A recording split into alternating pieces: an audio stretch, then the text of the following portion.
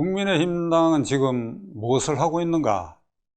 박찬종TV 시청자 여러분들도 그렇고 저도 궁금하게 생각하는데 자세히 들여다보면 뭘 하고 있는지 오리무중인 상태입니다. 그래서 대통령 선거 끝난 직후부터 제가 반복적으로 국민의힘당은 스스로 이재명 정권의 권력을 스스로 넘겨줬다. 무기력하게 넘겨줬다. 무책임하게 넘겨줬다. 물론 거기에는 조연자들이 있습니다. 이재명 피고인의 대통령 후보 자격을 살려주고 따라서 이재명 피고인 앞에 무릎을 꿇은 적어도 기본적으로 3가지 사건의 그 법관들, 그들이 이재명 피고인의 대통령 후보 자격을 보호해줬고 그 터위에서 그가 출마를 했습니다. 그게 국민의힘당이 무기력, 무책임하게 대응해가지고 오늘 이재명 황제 시대를 열었다. 저는 지난 방송에서 국민의힘당은 이게 야성이 거세된 집단들이다. 야성이 거세된 집단들이다. 그러니까 107명 이 소수파로 전락했지만은 그래도 거기 야성이 살아있다고 한다면 지금과 같은 무기력한 현상을 보이지는 않을 것인데 기본적으로 야성이 거세됐고 따라서 본능적으로 또는 본질적으로 야당 능력이 없는 집단이 국민의힘당이다. 야성이 근절되고 그리하여 야당 능력이 없는 정당, 그 집단이 107명의 국민의힘 당, 그것이 오늘의 현실이다. 그러면 이걸 어떻게 해야 되느냐? 어떻게? 지금 이재명 정권은 아마도가 아니라 거의 분명하게 국민의힘당이 위헌 정당으로 헌법재판소에 해산 제소 청구를 할 것이 거의 내다 보입니다. 그러니까 어떻게 해산 사유로 삼느냐? 국민의힘당은 12.3 계엄의 선동 방조자다. 그러니까 12.3 개헌이 내란 행위라고 보고 있는 저들, 그게 아주 딱 씌워버렸어. 내란이다, 내란. 내란이 되는지 안 되지는 제가 법조인 입장에서는 그거는 지금 재판에 윤석열 모두 다 걸려 있으니까 판결을 받아봐야 돼요.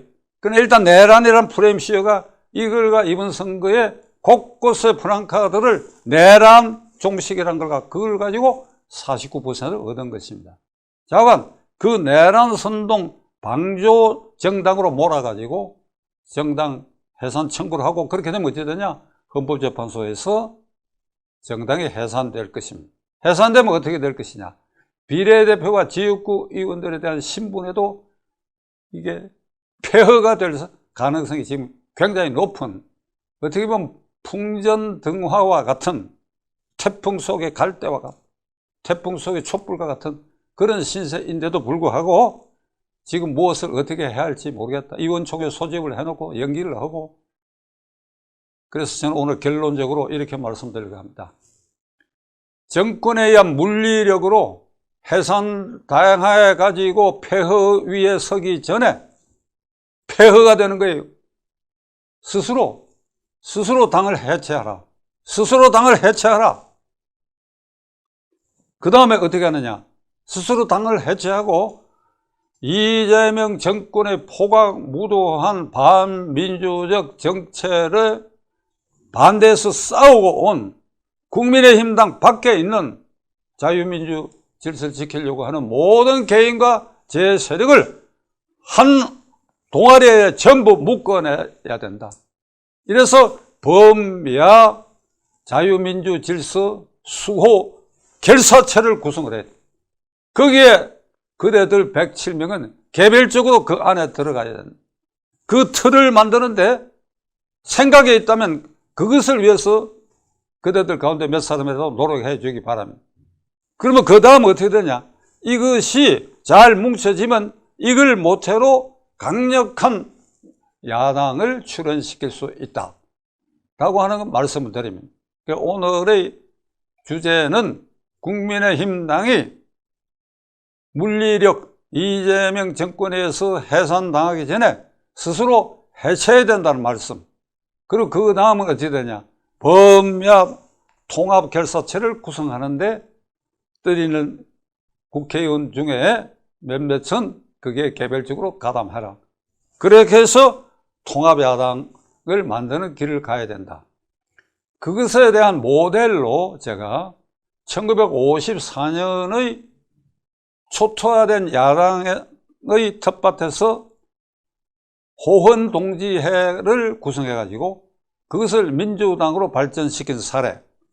그 다음에 50 전두환 정권 아래 야당의 씨를 완전히 말살한 상태에서 84년 5월에 민주화 추진협의회, 약칭 민추협을 결성해서 전두환 정권에 저항하는 모든 제세력을 규합해서 민추협을 구성하고 그것이 연말에 신민당으로 이게 발족하면서 그 이름에 12대 212 선거에서 전두환 정권이 만든 의용야당을 완전히 초토화시켜서 그 야당을 부활시킨 이 두 가지 사례를 모델로 해서 그 방향으로 가야 된다 하는 말씀을 드리고, 시간에 계신 분은 호헌동지회와 민추협에 대해서 간략히 부가해서 설명드리기로 하겠습니다. 1954년 3대 국회의원 선거가 있었습니다. 그때는 제1야당이 모습이 없었어요. 무소속 뭐 이런 걸로 흩어져 있었는데, 그리고 자유당이 그 국회에서 압승을 했습니다. 그래가지고 헌법 개정을 국회에 상정했는데, 헌법 개정의 내용은 대통령이 2번만 할 수 있는 것을, 그렇게 되면 이승만 대통령이 56년에 임기가 두 번째 임기가 끝나니까 더 이상 출마가 불가능하니까 54년 3대 국회의원 선거 직후에 자유당이 다수 세력을 모아가지고 개헌을 해서 헌법 부칙에 초대 대통령에 한해서는 2번만 할 수 있다 하는 조항을 없애버리는, 무한대로 출마할 수 있는 길을 여는 개헌안을 국회에 상정했는데, 첫날 부결됐다고 선포가 됐어. 근데 그 다음날 다시 이걸 번복하고 통과됐다.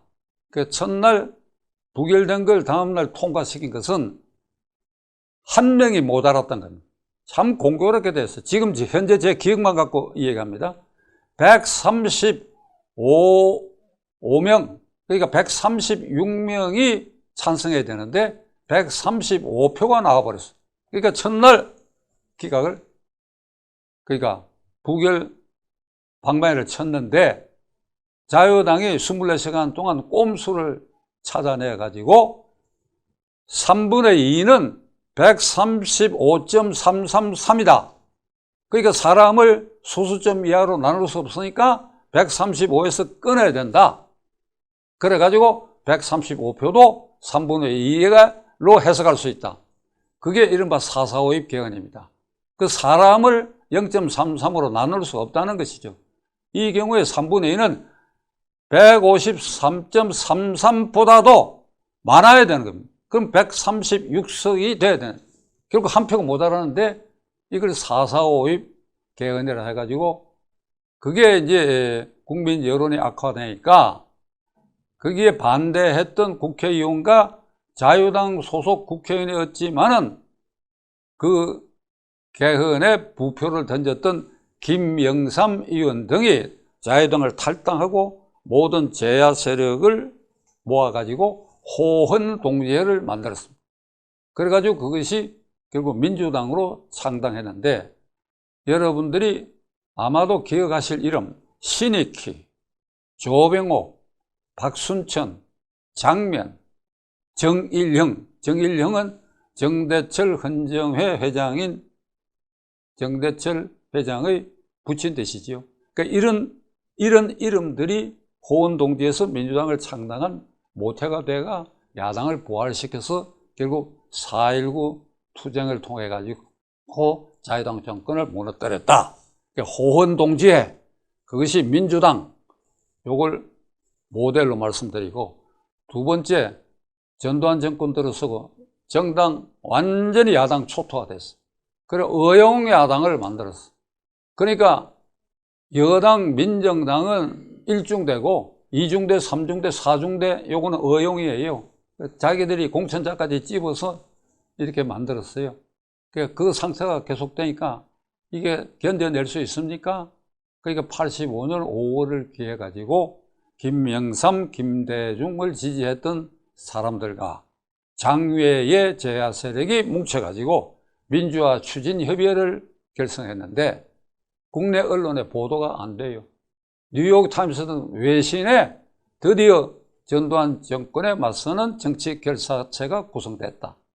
그래서 그 연말에 신민당으로 그것이 못하게다 당이 되고 그 이름의 2.12 선거에서 민정당을 그냥 코가 납작하게 그리고 의용야당 전부 분쇄해버렸어요. 이런 길을 걸었습니다. 지금은 어떤 점에서 보면 그 호헌동지회가 만들어지고 민첩이 만들어질 때보다도 더 극악한 상태라고 봅니다.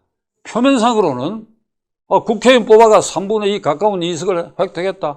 그리고 투표로 대통령이 됐다. 그러니까 우리가 못할 짓이 있느냐. 내뱉고야 하고 이렇게 이제 들이밉니다. 그러니까 이게 고약하다 이 말이야. 이게 더 어렵고 힘들다.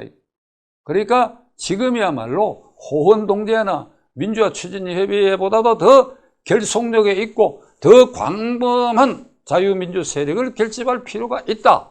여기에 국민의힘당이 회방꾼이 되고 있다. 회방꾼이 물러서라. 이렇게 제가 말씀드리고자 합니다. 끝으로 이재명 정권이 국민의힘당을 위헌정당으로 해산제소 청구를 하겠다는 기사가 요 며칠 전부터 뜨길래 지난번에도 제가 말씀드렸지만은 이 보도를 보고 제가 절치부심 통분한 마음이 지난 1년 동안 반복적으로 윤석열 대통령은 이 폭압적인 이해민주주의를 말살하고 탄핵을 남발하고 특검을 남발하고 반국민적 법안을 계속 상정하는 이 정당은 헌법 8조에 규정되어 있는 민주적 기본 질서를 조직화하고 거기에 따른 정당이 아니니까 헌법재판소에 해산 제소를 해라. 기각될지도 모른다. 그러나 이 문제를 이렇게 제기해가지고 국민들에게 소상하게 이 얘기를 해라. 이런 특검 남발, 이런 탄핵 남발, 이런 반국민적 법안이 왜 국가에 해독을 끼치고 그래서 이 정당은 존립해서는 안 된다 하는 걸 매일 기자회견을 통해서 얘기하고 그걸 그 계기에 국민을 설득하는 기회로 삼아가지고 결과적으로 위헌제소가 기각되는 한이 있더라도 그 헌법재판소는 잘못한 결정이다라고 하는 것으로만 인식시켜도 윤석열 정권은 지탱할 수 있는 것이다. 안 했어. 사사건건 기자회견 하라고 했는데도 안 했어. 소통 불통 상태에 안 했어. 부인 문제도 그렇고 그런 거 다 기자회견을 통해서 다 털어낼 수 있으니까 안 했어. 그러니까 화가 나가지고 약이 오른 윤 대통령이 12.3 계엄으로 대응했는데 그게 불능 미수 계엄이 되고 그걸로 12월 3일 계엄 직전 12월 2일 자정까지도 민주당에서 대통령 탄핵 얘기가 전혀 나오지 않았는데 12.3 개헌으로 2시간 만에 해제되고 난 다음부터 되치기를 당해가지고 이게 내란이다. 내란 세력이다. 이제 이 정당은 해산해야 된다. 이 전말을 보고 있는 이 박찬종의 심경을 어떻게 했습니까? 여러분하고 똑같은 심정이야. 이렇게 되치기를 당했어. 그러고도 정신 못 차리고 있어. 지금 이 사람들이